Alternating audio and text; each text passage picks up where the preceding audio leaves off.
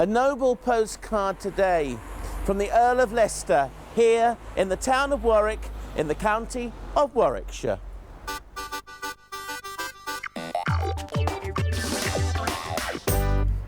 I think the only word I can use to describe where we are today is sensational, because it is very unique. I don't think I've seen anything like it apart from a little row of timbered houses in Tewkesbury.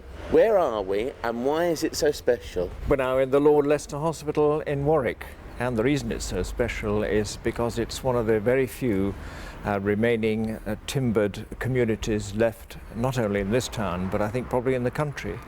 It's called a hospital, but it has no medical function. It never has had any medical function.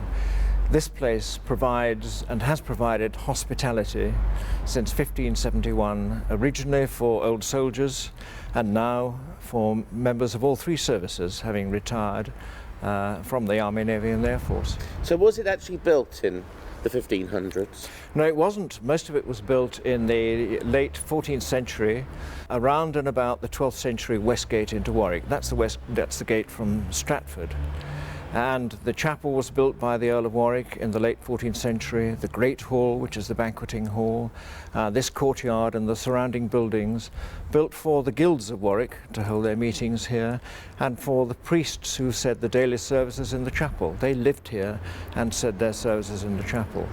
So why did they choose Warwick? Warwick, was it an important town at that time? Originally it was built here because the Earl of Warwick wanted a chapel very conveniently so that he could have daily services said for the souls of his family, particularly his parents. A chantry chapel. A chantry chapel, exactly. But the Earl of Leicester found it almost by accident.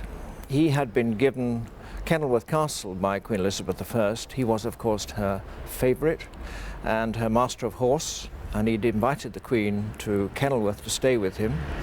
And it's thought round about that time he must have expressed his wish to find somewhere for his old soldiers to live when they were too disabled to fight or too old to fight. Nobody else seemed to care about them. And there is considerable evidence to suggest that he'd done his homework and he knew what he was looking for. And he explained to the town burgesses that the Queen was supporting him in his quest to set up a hospital, and perhaps these buildings at the bottom of High Street in Warwick might suit his purpose.